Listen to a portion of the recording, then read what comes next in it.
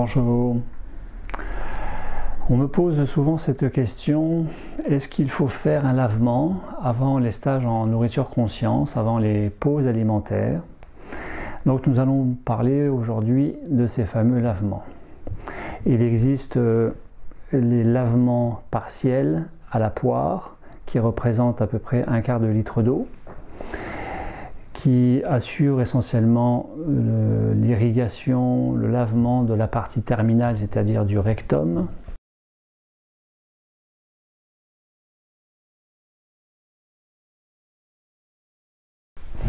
Il existe les irrigations coloniques, qu'il est possible de faire à partir de bocs. Nous allons détailler tout ça dans quelques instants, à partir de bocs qui contient 1 à 2 litres en injection d'eau intrarectale et intracolonique. Et puis il existe comme troisième option possible d'aller tout simplement chez une hydrothérapeute du côlon en ville, qui est spécialisée dans l'irrigation colonique, mais de façon très professionnelle. À proprement parler, sur la question de faut-il faire une préparation colonique, faut-il faire un lavement avant un stage ou avant une pause alimentaire, eh bien la réponse elle est déjà donnée dans la fameuse préparation colonique. La préparation colonique intestinale digestive et donc alimentaire réside d'abord dans le fait de raffiner le plus possible sa nourriture, dans le sens de se rapprocher le plus possible de la nourriture la plus saine et donc la plus naturelle possible, à savoir les fruits et légumes. Observez la règle des 3 V: végétaux, fruits, légumes, vivants, crus, variés, c'est-à-dire diversifiés de manière à éviter les carences. En privilégiant les fruits et les légumes, pas que les fruits, pas que les légumes, puisque les fruits sont naturellement sucrés, ils donnent l'énergie, la vitalité. Les légumes sont naturellement à tendance hypoglycémiante, donc à diminuer le taux de sucre dans le sang, et ils ont une fonction tout à fait naturelle déjà d'entamer la détoxination au niveau de l'organisme. Donc l'idéal, c'est même les cocktails de fruits et légumes. Cocktails qui peuvent être aussi liquides, dont personnellement je n'ai jamais fait véritablement l'expérience, je ne suis jamais passé par la phase des jus. En tout cas, si vous êtes dans ce plaisir, ce goût et cette culture entre guillemets du jus de fruits, du jus de légumes, eh bien c'est encore mieux parce que vous économisez toute l'énergie liée à la digestion du fait de ne pas avoir à dégrader les grosses molécules en petites molécules puisque c'est déjà liquide.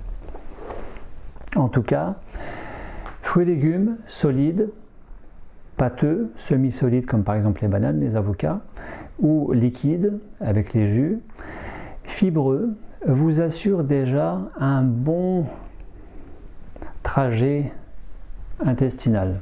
Au niveau du grêle, au niveau du côlon, vous avez déjà bien dégagé le tractus digestif et qui plus est avec les jus, à mon sens, il n'y a pas vraiment besoin de faire un lavement. Mais il y a toujours ces personnes qui sont un peu dans l'obsession, comme de ces personnes âgées en maison de retraite, sur leur pipi caca. Il faut le dire. Et qui sont dans il faudrait. À mon sens, il y a 2 niveaux de réponse. Si vous préparez suffisamment en termes d'hygiène de vie votre côlon, votre tube digestif, pour votre hygiène de vie, pour votre qualité de vie au quotidien et toute l'année, sans avoir forcément à se préparer pour un stage. On ne se prépare pas pour un stage, on se prépare pour sa vie, pour son hygiène de vie tout court. Et donc si vous avez suffisamment instauré cette règle des 3 V, et en plus avec le fameux 24 heures de pause alimentaire par semaine, eh bien il n'y a pas véritablement besoin de faire un lavement ou une irrigation ou une hydrothérapie du côlon. Après, bien sûr, si vous voulez en faire une, personne ne peut vous l'interdire. Si vous avez envie, si vous avez besoin, bien sûr, faites. mais je ne suis pas forcément pour, dans le sens où la meilleure des préparations réside dans la prévention. La prévention. Plus vous mettez une qualité de vie alimentaire dans votre vie, moins il y a besoin d'intervenir, parce qu'il y aurait des soucis. À savoir, la règle des 3V inclut bien sûr que vous diminuiez au maximum les viandes, que vous diminuiez au maximum les produits laitiers de vache. Et en l'occurrence, il faut rappeler aussi que la deuxième cause de mortalité en France, c'est quand même les cancers, et qu'un des cancers dont on meurt le plus aujourd'hui en France, c'est quand même le cancer du côlon. Parmi les facteurs favorisant le cancer du côlon, eh bien, nous avons la sédentarité, donc les gens ne bougent pas assez, le fait qu'ils ne s'hydratent pas assez, le fait qu'ils ne gèrent pas forcément bien leur ventre émotionnel, leur cerveau émotionnel, qui va contrarier la physiologie digestive, donc du ventre digestif, de la fonction digestive, et puis les viandes. Les viandes contribuent énormément à la constipation, à rajouter aux autres facteurs. Sédentarité, manque d'hydratation, mauvaise gestion des émotions. Les apports à outrance de ces produits laitiers de vache qui contribuent, soit dit en passant, jusqu'à 30% des motifs de cancer du sein chez la femme. Et c'est quand même pas rien. Et donc, ces facteurs favorisant la constipation favorisent le cancer du côlon. Donc, plus vous êtes dans une hygiène de vie de qualité, plus vous avez un transit intestinal et ce qu'on appelle une lumière intestinale la plus importante possible. La lumière intestinale, c'est le calibre du côlon, le calibre du grêle, le calibre mais aussi associé à ce qu'il y a dans les intestins, c'est-à-dire de l'énergie de vie, des particules de prana, d'où la lumière intestinale. Et cette lumière intestinale qui va devenir la nourriture des bactéries. Même chez les praniques qui ne mangent plus depuis des années, nous retrouvons des bactéries puisque la science maintenant a validé que ce corps physique est peut-être composé de 10 fois plus de bactéries que de cellules en tant que telles.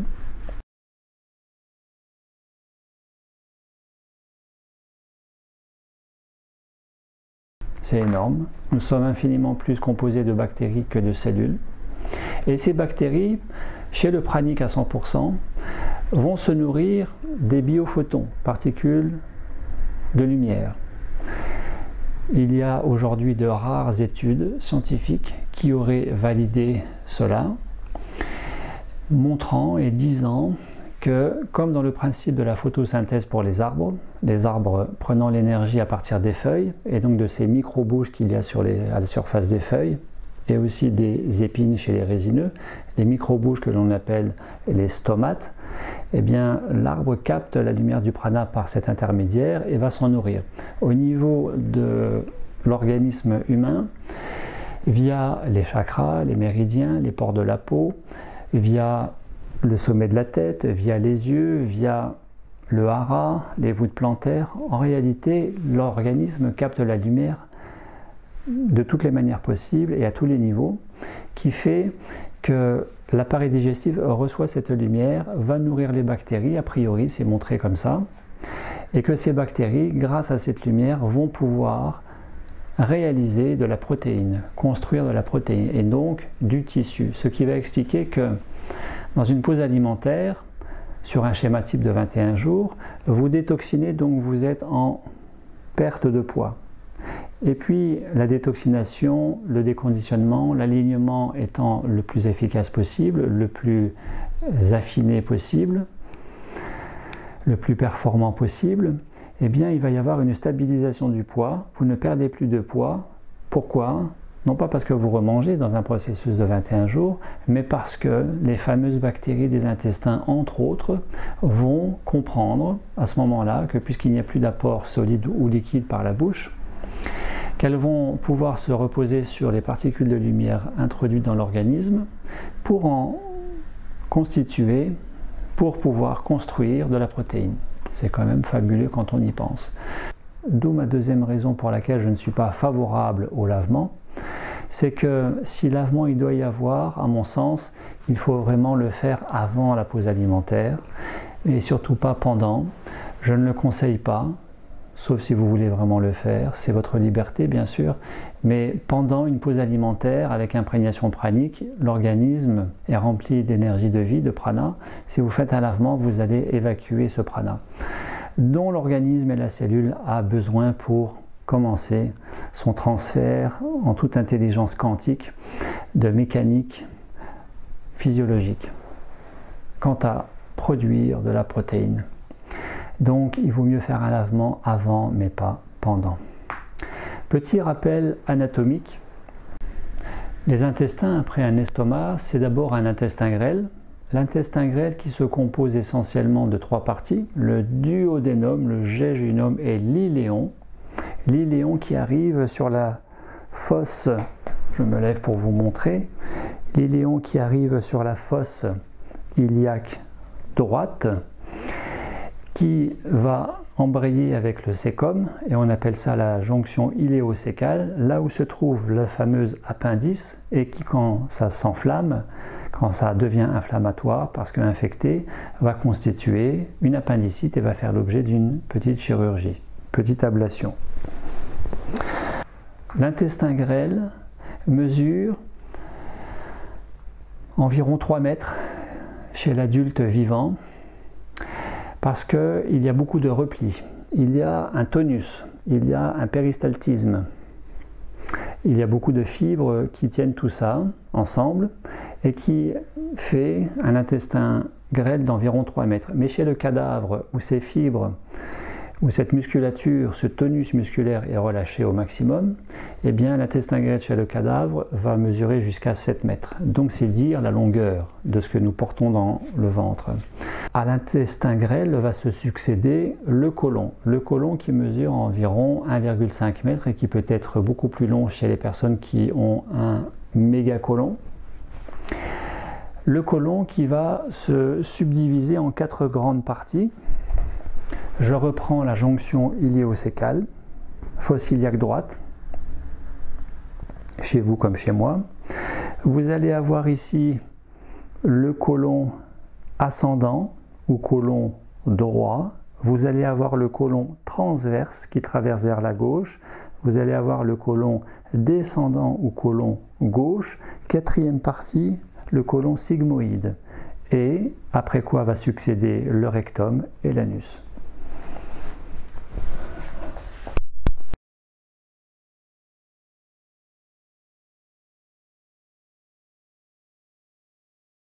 Le côlon faisant à peu près 1,5 mètre.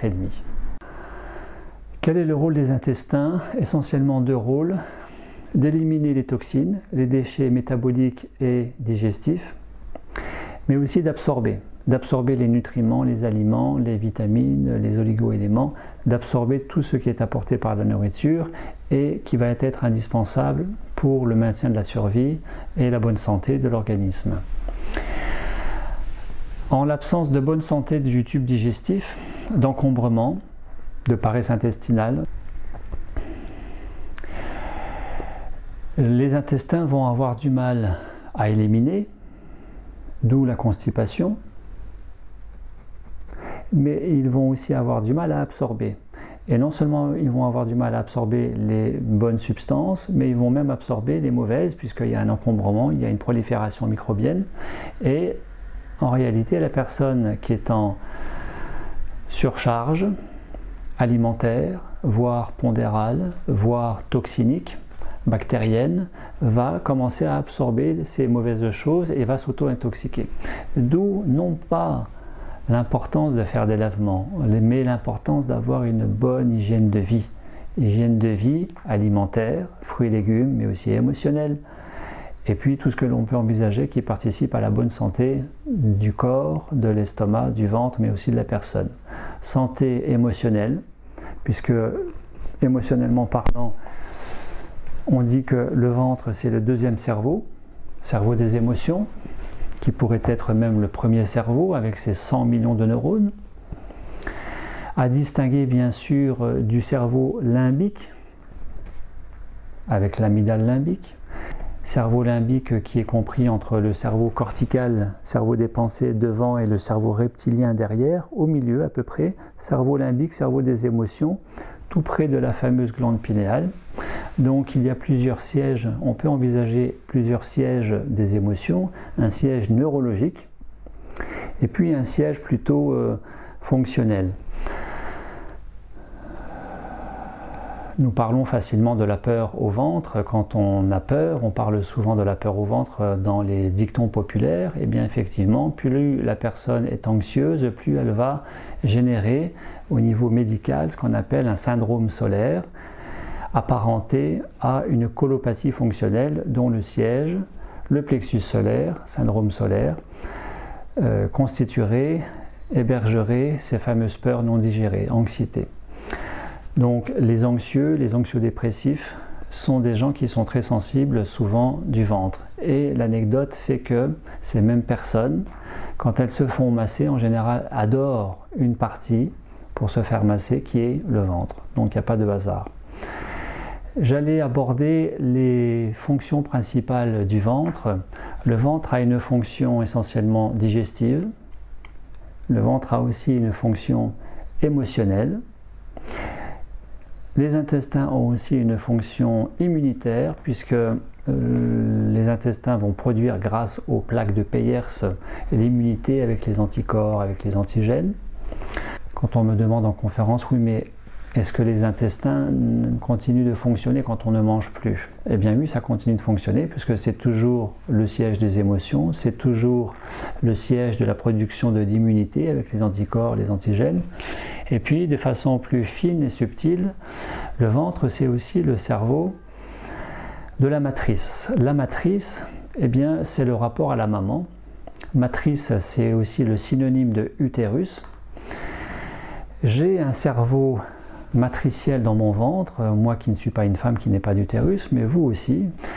Qu'est-ce que j'entends par là? J'entends les mémoires qui nous relient à la mère, à la maman, du fait d'avoir été dans son ventre, du fait du cordon ombilical qui témoigne de notre lien coupé ou pas complètement coupé avec nos origines maternelles et parentales.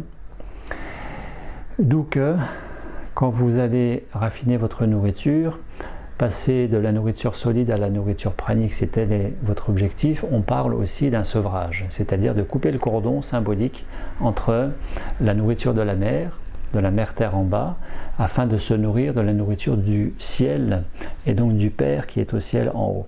C'est symbolique, mais c'est aussi psychanalytique. C'est très intéressant d'envisager les choses sous cet angle-là. Il faut dire que les intestins sont en échange direct avec le sang et la lymphe, d'où la nécessité que les intestins fonctionnent bien et soient les plus propres possibles. Les intestins ont une fonction très importante d'équilibre émotionnel, à savoir que si la glande pinéale, au centre du crâne, produit la mélatonine la nuit en dormant, hormone du bien-être, eh bien, en complément de la mélatonine, on évoque souvent la sérotonine, hormone de la sérénité, et je vous le donne en mille, là où elle est principalement produite, c'est-à-dire à plus de 80%, ça va être le ventre, les intestins.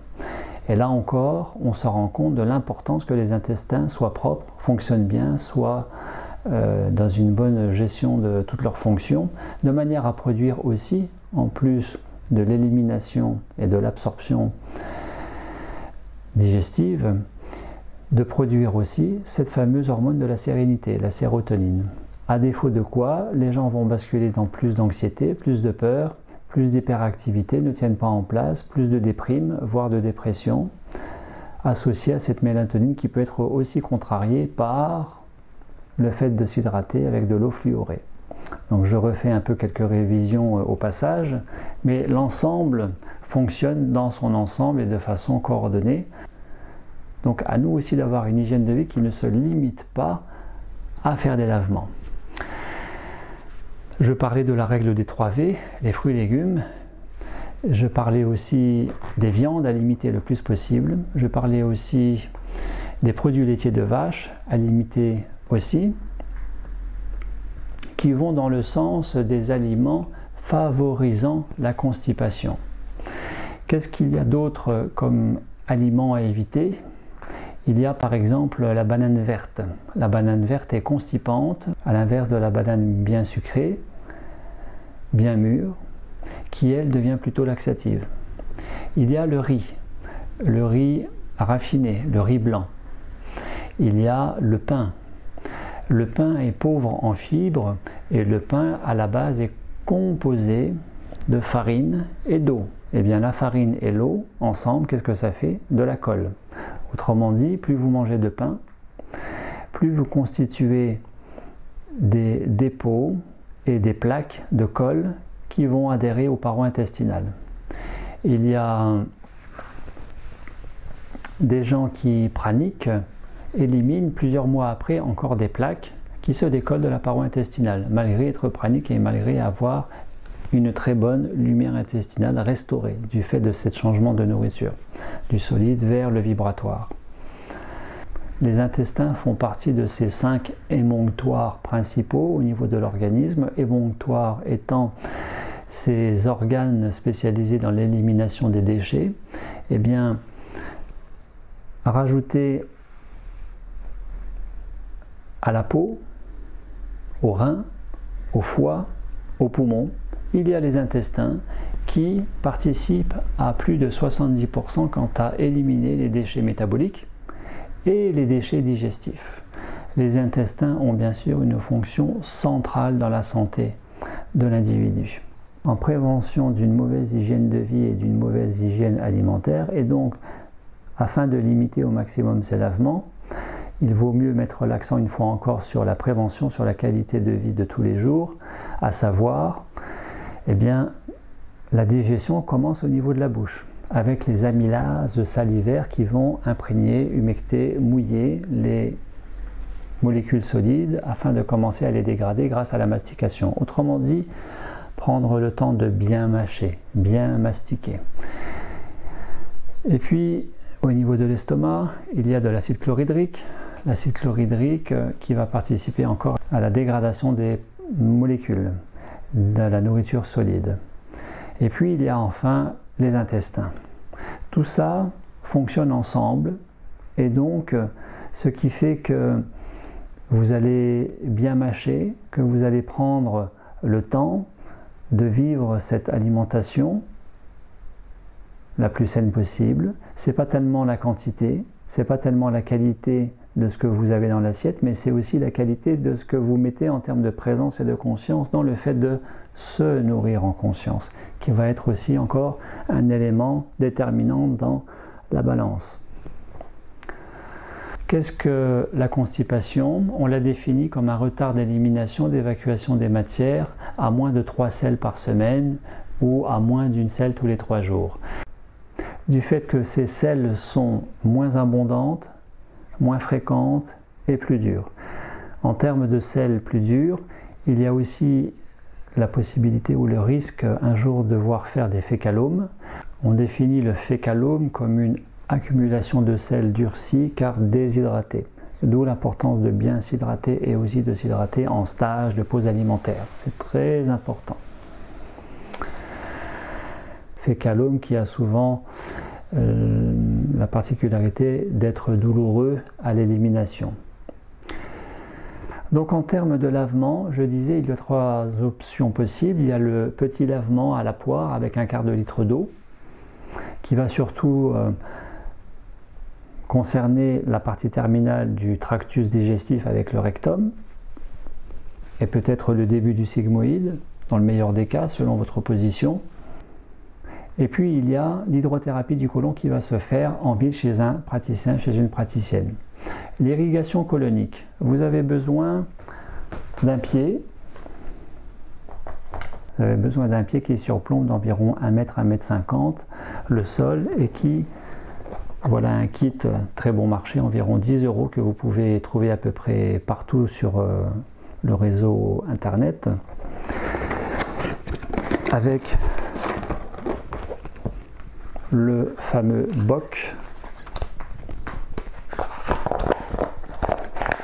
le fameux boc qui va être suspendu à cette hauteur, 1 m, 1 m 50, de manière à pouvoir, par déclivité, de manière à pouvoir envoyer les 1 litre à 2 litres d'eau par la pression gravitationnelle.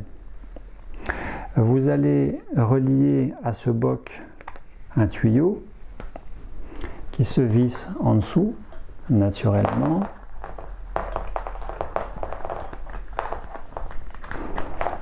Et à la partie terminale du tuyau, vous allez y rajouter une canule. Alors, je rappelle, dans ce kit, il y a 2 types de canules. Vous avez une courte et une longue. C'est plutôt une canule vaginale dans un premier cas, une canule rectale dans le deuxième. Après, en fonction de votre anatomie, vous pouvez aussi prendre ce qui est mieux pour vous. On va retenir la grande canule. C'est un matériel qui est à usage multiple que vous allez pouvoir après nettoyer puisque ça se dévisse en partie terminale. Il y a des petits trous au bout pour permettre à l'eau de s'évacuer. Donc si ça se dévisse, ça veut dire que vous allez pouvoir nettoyer aussi au coton-tige, que vous allez pouvoir stériliser dans l'eau bouillante ou que vous allez pouvoir aussi désinfecter à l'alcool. Donc vissez la canule à l'extrémité. Il y a un robinet. Alors bien sûr, vous avez mis vos 1 litre à 2 litres d'eau. Vous allez purger le tuyau puisqu'il y a de l'air pour éviter d'envoyer cette quantité d'air dans les intestins puisqu'il y en a déjà assez. Ce qui n'est pas mortel en soi, mais ça sera pour plus de confort. Vous avez un petit robinet à l'extrémité qui permet de bloquer l'arrivée d'eau ou de pouvoir l'évacuer. Vous penserez à lubrifier la canule avant de l'introduire, à savoir avec soit par exemple de la graisse biologique de coco qui a l'avantage d'être antibactérienne, ou alors avec tout autre produit naturel gras comme par exemple les huiles végétales avec l'huile d'olive qui est la plus hypoallergisante, la moins allergisante. Quel type d'eau vous allez utiliser? Évitez de prendre l'eau du robinet. L'eau du robinet qui est fluorée, chlorée, avec de l'aluminium, ce n'est vraiment pas l'idéal. Prenez par défaut de l'eau minérale de source que vous pouvez acheter n'importe où en bouteille, qui est non fluorée. Vous pouvez prendre de l'eau distillée, vous pouvez prendre de l'eau filtrée. L'eau sera à température ambiante pour correspondre à la température corporelle, c'est-à-dire plus ou moins 37 degrés. Plus ou moins 37 degrés. Bien sûr, vous pouvez jouer sur la température, à savoir que vous pouvez mettre une eau légèrement plus chaude, ce qui va permettre de relâcher les tissus et ramollir les matières, ou alors prendre une eau légèrement plus froide que 37 degrés jusqu'à 36 degrés de manière à tonifier les tissus. Ça, c'est vous qui voyez aussi. Comment procéder, comment réaliser le lavement? Vous avez 3 possibilités en termes de position. Vous avez soit la position allongée sur le dos, sur un tapis, au plus près des WC, pour éviter les fuites, bien sûr, ou même dans le WC si vous avez un grand WC où vous pouvez vous allonger à l'intérieur. Donc vous prenez un tapis, vous vous installez confortablement, un oreiller, et puis vous pouvez vous placer en position dos, allongé sur le dos, les jambes repliées, de manière à introduire la canule. Vous pouvez aussi vous positionner, si vous avez cette préférence, en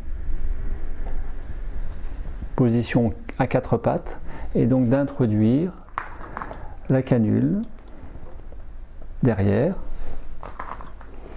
Et enfin, vous pouvez vous placer en position dos, mais dos côté droit, sur le flanc droit, par exemple avec la main sous la tête, ce qui va avoir aussi comme avantage de pouvoir mieux répartir l'eau à l'intérieur du côlon, puisque, je me lève pour vous expliquer, puisque une fois que vous êtes sur le côté droit, vous allez pouvoir aussi vous, alors côté droit comme sur le dos à plat ou à quatre pattes, vous allez, pendant que la diffusion dans l'organisme se fait, vous allez pouvoir aider à faire progresser l'eau dans le côlon, et en l'occurrence ce sera particulièrement plus facile si vous êtes en côté droit, puisque vous allez remonter l'eau avec un petit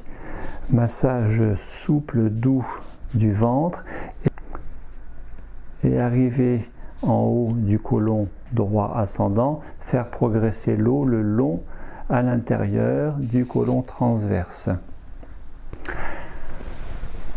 À quel débit vider le boc? On parle d'environ 1 à 2 litres par 20 minutes ou d'environ 6 litres par heure. Il ne faut pas aller trop vite, on ne fait pas une opération Karcher. Il ne faut pas aller trop vite, il faut aller très tranquille. Le robinet de fermeture-ouverture du débit est très utile, parce que si vous n'avez pas trop l'habitude, vous allez peut-être avoir une envie impérieuse au bout de 5-10 minutes que vous êtes en train de vider le boc. Donc vous pouvez l'arrêter, vous vidanger dans les toilettes et vous replacer pour la suite. Ou si vous avez plus l'habitude et si vous avez une très bonne maîtrise de sphincter anal, eh bien vous pourrez vider la poche de 1 à 2 litres, masser le ventre, masser le ventre, masser le ventre, de manière à répartir, à imprégner, à décoller les matières, à les ramollir, et puis aller en une seule fois sur le WC pour faire la vidange finale. L'évidence est aussi de mentionner qu'il est préférable d'avoir une alimentation légère avant, c'est-à-dire 2-3 jours avant le lavement, comme 2-3 jours après le lavement, pour ménager les intestins. Et puis si à l'issue de ce lavement, vous aviez mal au ventre, eh bien vous pouvez aussi opter pour la bouillotte d'eau chaude, qui va permettre d'amener un soin confort, un soin bien-être par la chaleur qui va atténuer ces douleurs. Enfin, pour moi, la meilleure des hygiènes du côlon réside dans la prévention, et même dans la prévention à éviter le recours au lavement, parce que personnellement, je n'en ai jamais fait aucun de toute ma vie. Je n'ai jamais eu besoin. Et donc, dans le meilleur des cas, évitez tout ce qui est constipant. Évitez le chocolat qui est très constipant, évitez la banane verte, évitez les produits laitiers de vache, évitez les fromages qui ne sont pas aidants pour la bonne physiologie du ventre, des intestins. Évitez le café qui est un irritant. Évitez aussi bien sûr les épices, comme le piment ou d'autres produits. Gérer ses émotions. Respirer. Respirer permet de baisser la coupole diaphragmatique, le diaphragme qui est le muscle principal de la respiration qui se trouve sous les poumons, et en respirant amplement, tranquillement, en gonflant le ventre, respiration abdominale par exemple, eh bien vous réalisez un massage en douceur des intestins, ce qui stimule le transit, le péristaltisme, et donc limite les effets de constipation et d'accumulation de ces toxines, de ces produits dus à l'alimentation. Bien sûr, assurez-vous d'une meilleure alimentation en favorisant le régime 3V, végétaux, vivants, variés, crus si possible, ou cuits, ou alternés cru-cuit. Et puis, bien sûr, une pause alimentaire de 24 heures, dans le meilleur des cas, minimum. Ça fait énormément de bien, ça met l'organisme au repos, ça évite de le surcharger puisqu'on passe notre vie à le surcharger.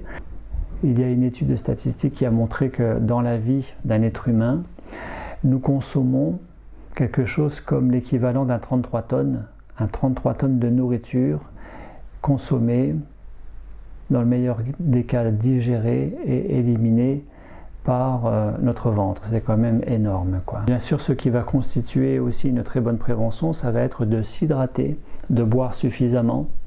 Ça va être d'avoir une activité physique, de marcher, de faire du vélo, de faire de la piscine. L'activité physique Je le disais, la sédentarité, c'est un des facteurs de la constipation et donc du cancer du côlon. Donc s'hydrater, avoir une activité physique, respirer, et puis vous pouvez aussi vous masser, à savoir que vous avez une horloge ici, vous avez midi, vous avez 15h, 18h, 21h. Et bien plutôt que d'avoir recours systématiquement au lavement, vous pouvez aussi ajouter dans votre hygiène de vie, dès que vous êtes devant la télé, dès que vous êtes en train de conduire, dès que vous êtes dans une salle d'attente, si vous avez des intestins un petit peu difficiles, vous pouvez les aider simplement en massant. Simplement en massant, dans le sens des aiguilles d'une montre. C'est-à-dire midi, 15h, 18h, 21h. Si vous faites ça, vous contrariez le transit parce que ça va à l'encontre de l'anatomie intestinale et donc vous constipez, vous freinez le transit. Là, vous stimulez le transit, donc vous avez une action laxative, tout simplement. Fonction laxative. Si vous sortez d'une gastro-entérite, si vous avez un côlon irritable, si vous avez un terrain un petit peu particulier avec un terrain inflammatoire, non pas que vous allez masser en sens inverse parce que vous risquez de freiner et de constiper, mais vous allez par exemple opter pour les 8 tibétains, qu'on appelle les lemniscates. L-E-M-N-I-S-C-A-T-E-S, les lemniscates. Voilà, ça c'est une très bonne chose. Et bien sûr, dans votre hygiène alimentaire, en prévention de la paresse intestinale, choisir les fibres, choisir les pruneaux, choisir le jus de raisin, le jus d'orange frais le matin. Enfin, en termes d'hygiène de vie globale et digestive au sens le plus large, l'année dernière, en novembre, j'ai accompagné pour 14 jours un groupe d'une quinzaine de stagiaires qui avaient entre 30 et 50 ans, moyenne d'âge, et qui, grande particularité, à mon grand étonnement, la moitié avait des hémorroïdes et de problèmes de côlon, de problèmes d'élimination du côlon.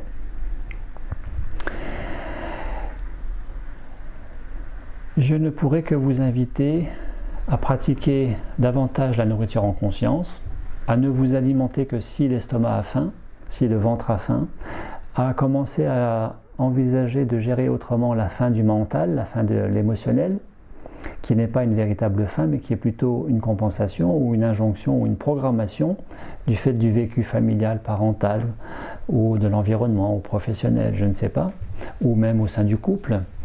En tout cas, se nourrir en conscience, ne manger que si vous n'avez faim au niveau de l'estomac, au niveau du ventre.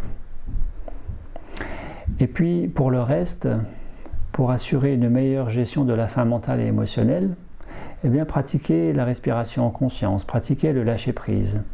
Plus nous contrôlons, plus nous contrarions à mon sens la bonne élimination de justement ce que nous contrôlons, ce que nous retenons, et qui peut constituer à terme, dans une approche de santé psychosomatique, les hémorroïdes, ou l'hypertension artérielle, ou l'ulcère de l'estomac, ou la colopathie fonctionnelle, ou tout autre trouble psychosomatique.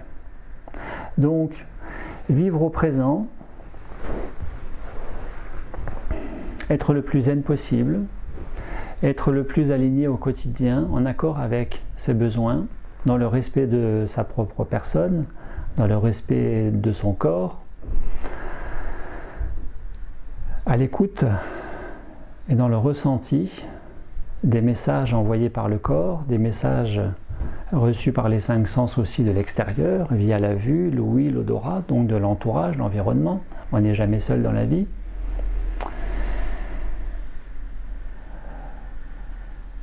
Vivre en conscience, c'est accueillir, c'est accepter, et c'est donc digérer au sens large. Plus je digère, moins j'ai besoin d'avoir recours au lavement. Je vous remercie de m'avoir écouté. Je vous souhaite une très bonne hygiène de vie, au-delà de l'hygiène alimentaire, digestive. Eh bien, que votre vie, que notre vie à nous tous, à vous comme à moi, soit un véritable festin. En tout cas, c'est ce que je vous souhaite aujourd'hui. La vie est un festin. À bientôt, à très bientôt, au revoir.